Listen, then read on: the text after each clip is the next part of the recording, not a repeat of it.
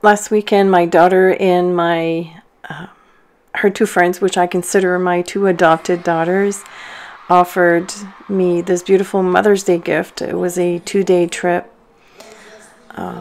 almost all expenses paid. I supplied the car, to New Jersey to go see a concert, and it was a most wonderful trip. Beautiful weather, wonderful concert, great company, of course, lots of laughter and lots of energy. And it was just an all-around wonderful experience. However, there was a lot of driving involved, so which meant that when I got back, it took me a couple of days to recover. And that also meant that for at least 4 days in a row, I was creatively inactive. And I'm not used to this anymore because I do art every day. And I'm not sure if this ever happened to you, but for me, if I'm away from creating for more than a couple of days, I find it's really difficult to get back into it. It's not difficult in the sense that I don't want to create. It's completely the opposite. When I'm away, I think about art all the time. So when I get back, I'm very eager to get into it, but somehow it does not work. The work that I produce is, it doesn't please me. It's something really strange, and I wish I could find a cure for that. But I thought, I'm hoping that I'm not the only one who goes through this, and I thought there's got to be a better way. I have to find something that will get me into this happy zone again. And so after a couple of tries, I came up with this fun, very simple exercise that I think would probably benefit a lot of you. And that is that I decided to paint in some shapes, very basic shapes. Here I'm painting kind of like flat circles, for lack of a better term. And in this example, I'm doing circles. And I decided on a palette, a color palette first and foremost. And then I just decided to do some circles, basic shapes. And I thought, I'm going to use these shapes to doodle into them. So, which means that I could attack each different section or each little circles in a different way. And that way the task is not so daunting. I'm not creating a painting per se, although I'm looking at the final results now and I'm thinking, oh, this could be fun framed. It's something that I personally would put on my walls, maybe just in my studio, but it's something really fun.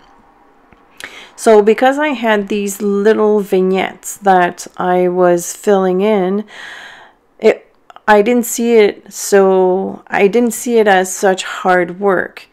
And there's something also to be said about choosing a different pattern in each of these circles. That the coming up with ideas is also quite engaging, and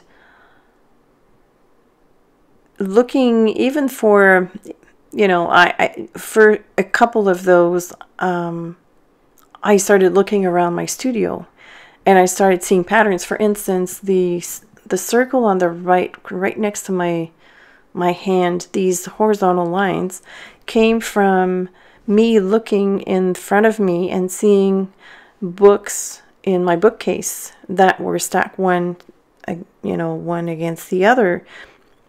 And this is when I got the idea of these lines. I just turned them horizontal instead of vertical. So inspiration can be anywhere. There's also in the other little painting that I did, I have taken inspiration from a tree, a beautiful wired tree that was given to me as a gift. And so I started looking at the pattern of the branches and how the artist had sculpted these wires, and I used that in one of these shapes. So it may seem like it's a lot of work, but actually if you're attacking one shape at a time and you're fully concentrating or focusing on the pattern that you're creating and not thinking about the other ones and just taking your time, then it becomes something fun. You don't have to do the whole thing in one sitting. Actually, I stopped at some point to go and cook my meal and then came back and was inspired to do other things. It just gets you out of this inactivity and offers something that's not as stressful as coming up with a full-on painting. I decided also to challenge myself a little further by using a very fine brush to doodle inside one of the sheets. So this is the one that I'm doing right now, especially with the letters. I thought, well, wouldn't it be fun to try and doodle some letters with a brush? And I did, and none of these letters are perfect. Actually, they look quite misshapen, some of them. However, it was fun to do, and that's the look that I was giving. That's the vibe that I wanted to give to all of these circles. First of all, the circles are not perfectly shaped. They're quite organic. My lines are not straight, although, you know, at first glance, some of them might look like they're straight, but they're very wavy. And that's done on purpose. I wanted to have the same feel when I looked at the overall painting. I wanted to have this sort of organic patterns and not so perfect. Especially for this one that I'm doing right now, when you look at it from afar, you see that they are concentric circles and they're made out of dots, but none of these dots are equidistant and they're all misshapen, and that was done on purpose. So they're already, it's less stress because you don't have to measure anything. Not that I would, but it was just fun to do, and it was fun to come up with each of these patterns.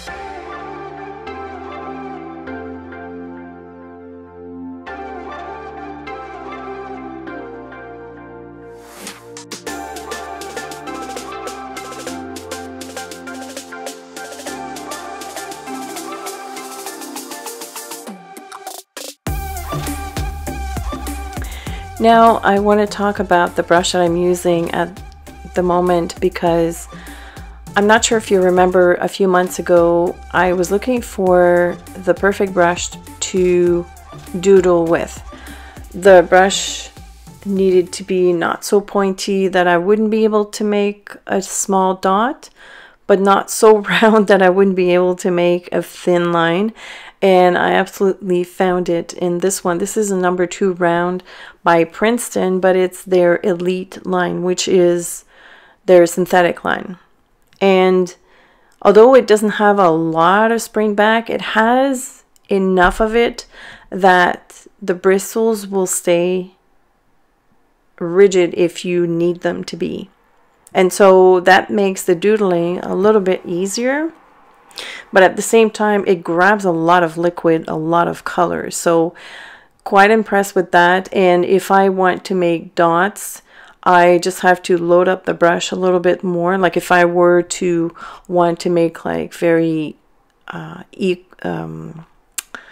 perfectly shaped dots, I'm able to do this if I load up my brush a different way. For this painting, I didn't really want to do perfect dots, but I can if I want to, and that's exactly what I was looking for in a brush. So I'm glad that I found it.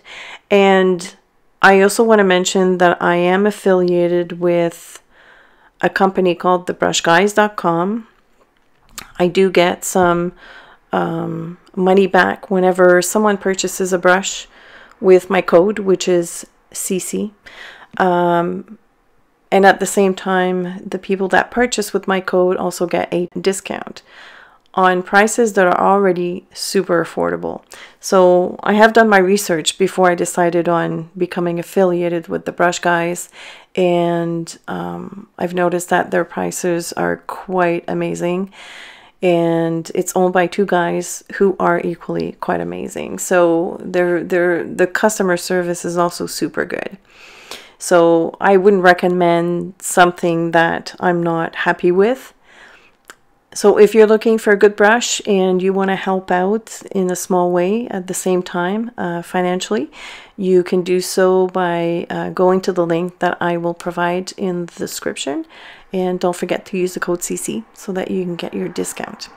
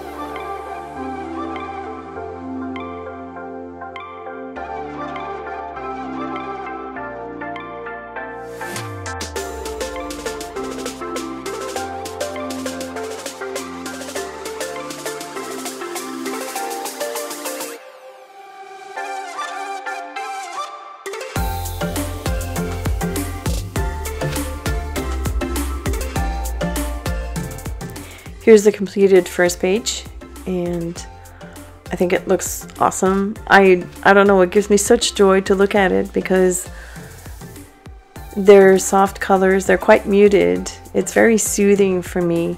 Some patterns are a little bit more aggressive than others, but the overall feel is kind of like the same. And I've enjoyed that process, and that alone got me into being able to create the way I was creating before I left for my trip. And this one is done with a gel pen, and again, I will list all the supplies in the description.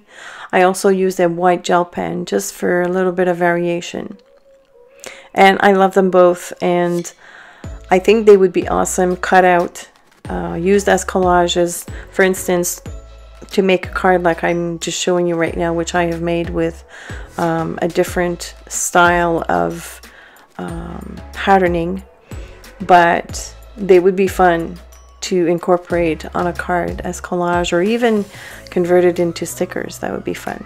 So anyways, let me know if you have found this exercise helpful, and if you are trying it, please tag me on Instagram or Facebook so that I can see it. Thank you so much for watching. Also, a big thank you to my awesome patrons for supporting my art over at Patreon. Have a beautiful and creative week, and I will see you soon.